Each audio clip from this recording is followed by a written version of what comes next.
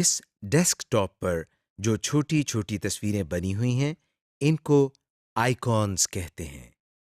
आप देख सकते हैं कि इन आइकॉन्स के नीचे इनका नाम लिखा हुआ है। इस तरह के आइकॉन्स आप खुद भी बना सकते हैं, मगर आइकॉन्स बनाना हम बाद में सीखेंगे। आपको स्क्रीन के निचले हिस्से में एक बार नजर आ रही है। इस बार को हम टास्क बार कहते हैं। इस बार में भी कुछ आइकॉन्स बने हुए नजर आते हैं, मगर कब और कैसे, ये हम बाद में देखेंगे। टास्क बार के दाएं किनारे पर आप बहुत से छोटे आइकॉन्स बने हुए देख सकते हैं। टास्क बार के इस हिस्से को हम सिस्टम ट्रे कहते हैं। टास्क बार के बाएं किनारे पर एक बटन है, जिस पर माइक्रोसॉफ्ट विंडोज का आइकॉन बना हुआ है। इसको स्टार्ट बटन कहते हैं। Shut down the computer. हमने कंप्यूटर को चलाने का तरीका तो सीख लिया और डेस्कटॉप के बारे में भी काफ़ी कुछ जान गए। आइए अब हम सीखते हैं कि कंप्यूटर को बंद किस तरह किया जाता है। सबसे पहले हम टास्क बार में मौजूद स्टार्ट के बटन पर क्लिक करते हैं। इस बटन को दबाने से आपके सामने एक लिस्ट आ गई है। इस लिस्ट में मुख्तलिफ चॉइसेस हैं। बाकी ऑप्शंस को हम बाद में देखेंगे।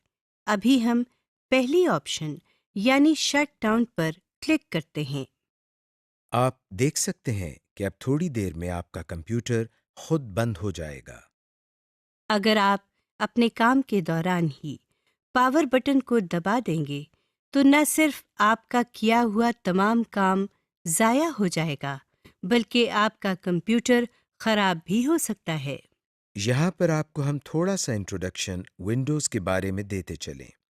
विंडोज़ के मुख्तलिफ सालों में मुख्तलिफ वर्जन्स आते रहते हैं। इनमें मेन फ़र्क उनके फीचर्स और लुक एंड फील का होता है।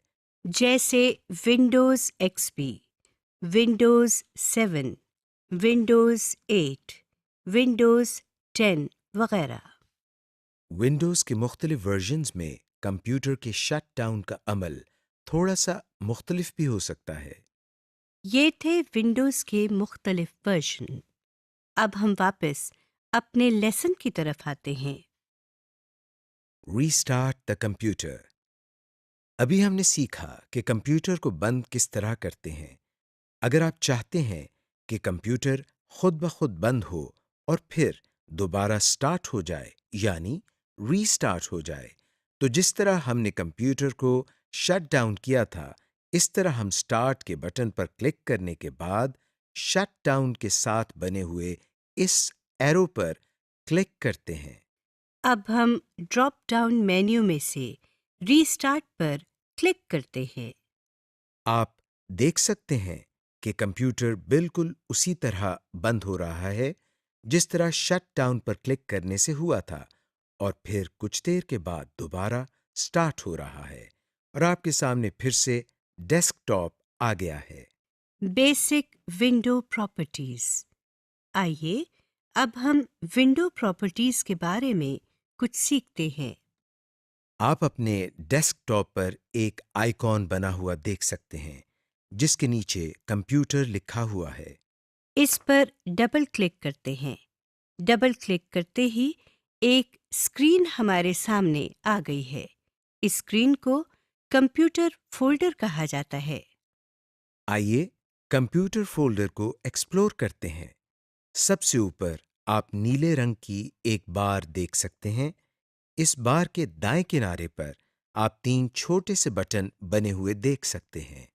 सबसे पहले बटन पर डैश बना हुआ है। इस बटन को हम मिनिमाइज बटन कहते हैं। इसको दबाने से कंप्यूटर फोल्डर सिमटकर टास्क बार में आ जाता है।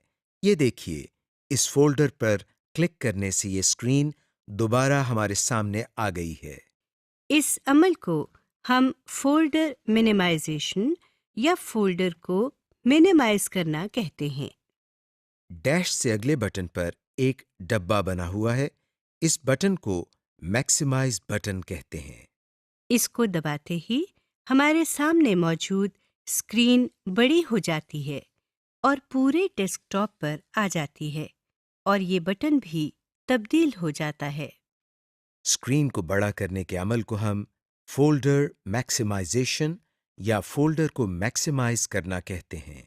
इस तब्दील शुदा बटन पर क्लिक करने से हमारी स्क्रीन वापस उसी साइज में आ गई है जिसमें पहले थी। सबसे आखिरी बटन पर क्रॉस बना हुआ है। इस पर क्लिक करने से हमारे सामने मौजूद स्क्रीन बंद हो जाती है। आप देख सकते हैं कि ये फोल्डर टास्क बार में भी नजर नहीं आ रहा, यानी ये फोल्डर अब बंद हो चुका है।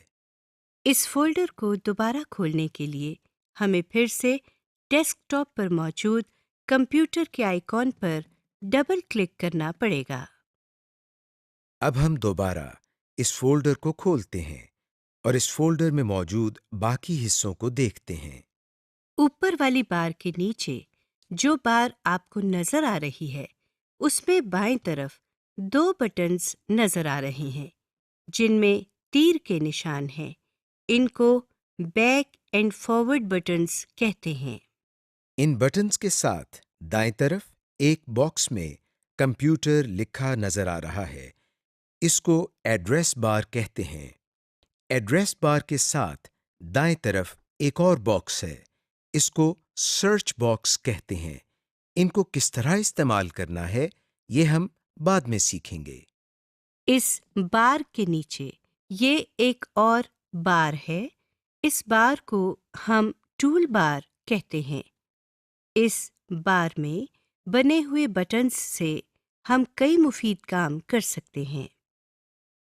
ये बटन्स हमारे लिए टूल्स का काम करते हैं, इसीलिए इस बार को टूल बार कहा जाता है। विंडो में सबसे नीचे मौजूद बार को डिटेल्स पेन कहा जाता है।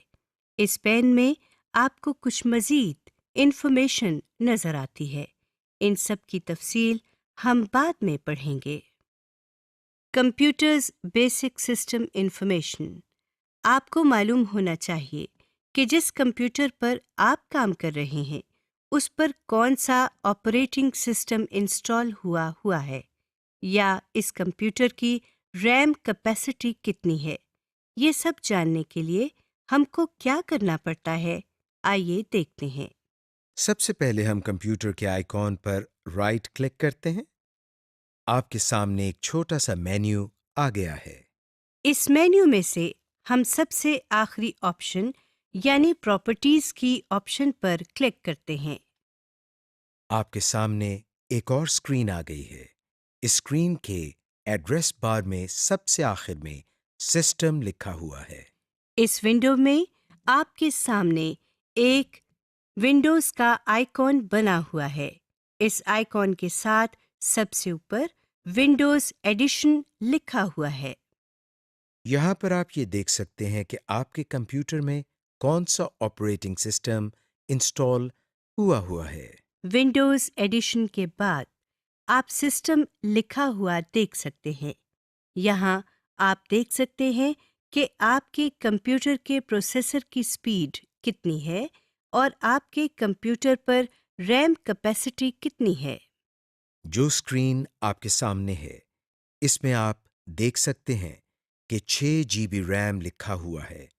हो सकता है आपके कंप्यूटर में रैम की कैपेसिटी और हो, जैसे 2 जीबी, 4 जीबी वगैरह। इस विंडो को बंद करने के लिए हम टाइटल बार में बने हुए क्रॉस पर